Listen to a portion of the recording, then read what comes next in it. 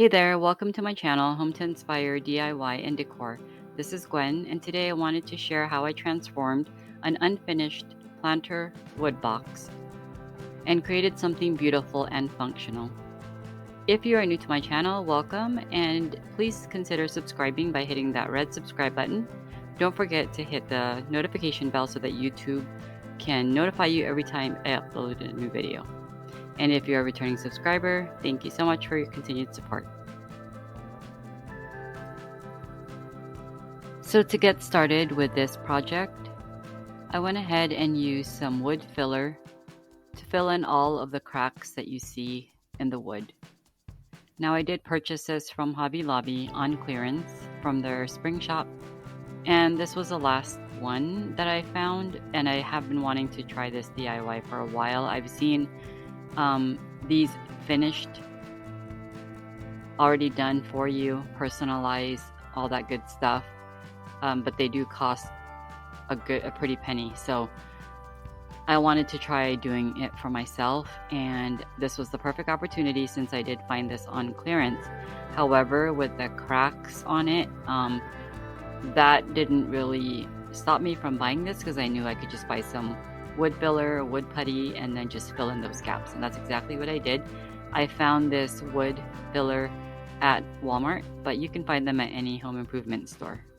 So I basically just rolled it up in like a ball or like a string, and I found that this was the easiest thing to do. And since a crack is pretty long, I went ahead and grabbed a piece long enough to rub in between my fingers or my hands, the palms of my hands, and make it into like a snake, so to speak, and then just sort of push them into the cracks. And that's exactly what I did to fill in those gaps or those cracks. Then I went ahead and used some of the elephant chalk paint by Waverly and just gave this a full coverage coat from top to bottom. I also painted the inside of the box. I figured I would go ahead and do this just to have more of a finished look, even though you really can't see way down into the base of the planter holder.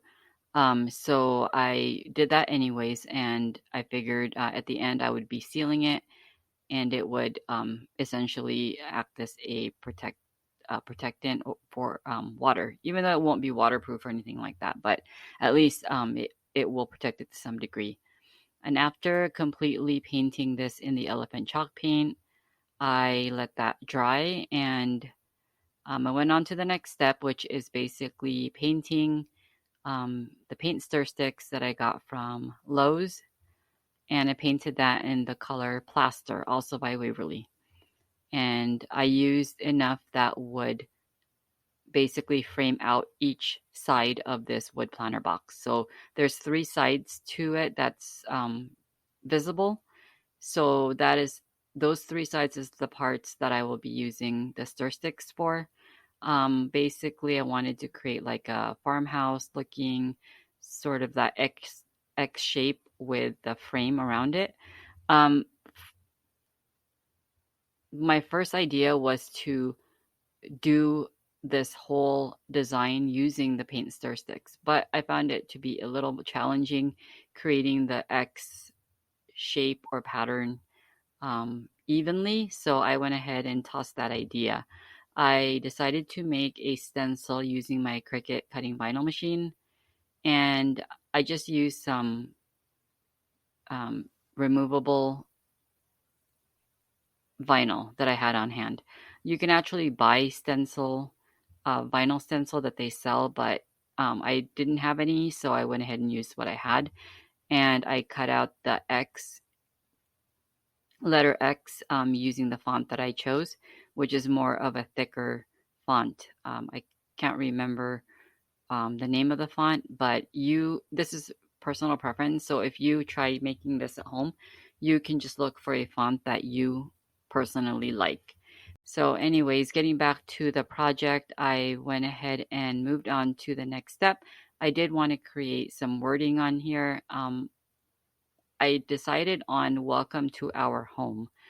I didn't want to put anything personal, like personal information, so I felt this was the most basic, but still very cute saying. So I went ahead and did the same process, cut it out on my Cricut machine, just using a font that I liked and making sure to measure my top portion of this planter box just to make sure I had the right sizing for my words and also for my letters.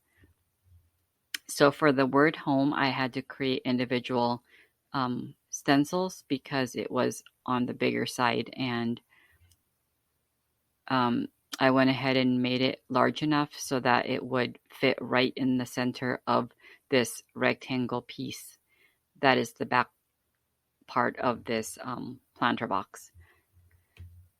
Then I took the same plaster chalk paint and went ahead and used a stippling brush or a stencil brush that I got from Dollar Tree, and I use a swirling motion. That's something that I would advise you to do if you are stenciling, just to prevent any bleed through. But on the larger letters like the HOME,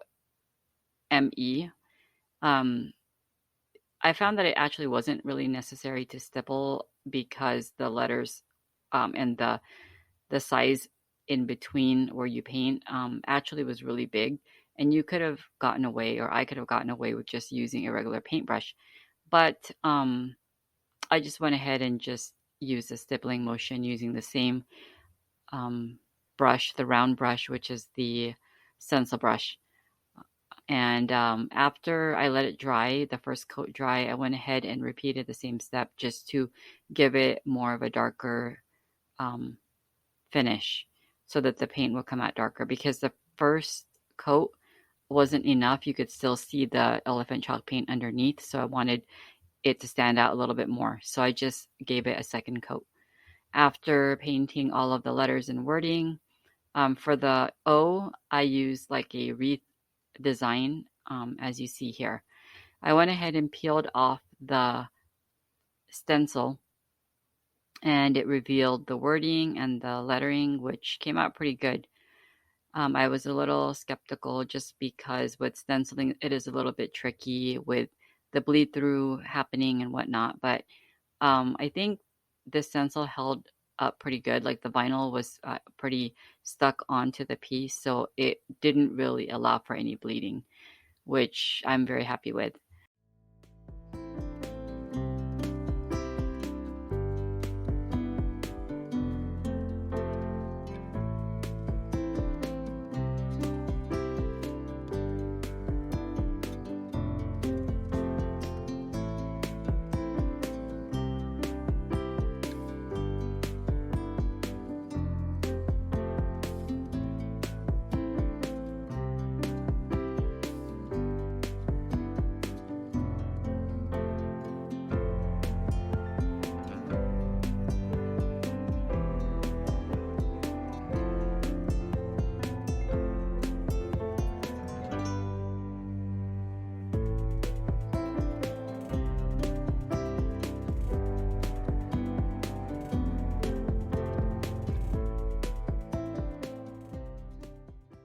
Font that you personally like.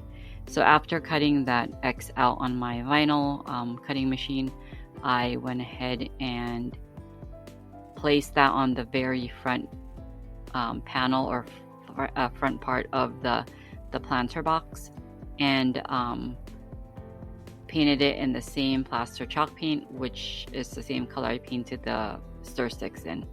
So after I painted the X on the front, I repeated the same steps to both the left and the right sides. Also creating a couple more of these vinyls or stencils using my Cricut machine. I decided to frame out the X that I stenciled on using those stir sticks after they dried. I just went ahead and used some hot glue and some wood glue and stuck the sides first on the right and the left, and then for the top and the bottom I just overlapped the pieces of wood stir sticks over the ones that are already laying down on the left and right. So I would recommend using like a brad nailer or some type of nail gun to secure those pieces of wood down to the bottom pieces of wood that's sitting flush against the planter box. But after I went ahead and framed out those X's, I did that for all sides, as I mentioned. That created some gaps in between the wood stir sticks and the planter box, just because, like I mentioned, I didn't cut the pieces of wood where it fit flush in between the two side pieces. But to fill those gaps, I did use caulking, and I used a spackling tool or a spackling knife, and I just sort of spread it like it was butter in between those cracks and gaps and filled in those areas. And then when that was complete, I went ahead and sealed the entire piece using some Varathane sealer. So that does it for this video. I hope you enjoyed, and don't forget to hit that thumbs up button if you did. Please subscribe to my channel if you haven't already, and I will see you in the next one. Have a great week. Thanks for watching.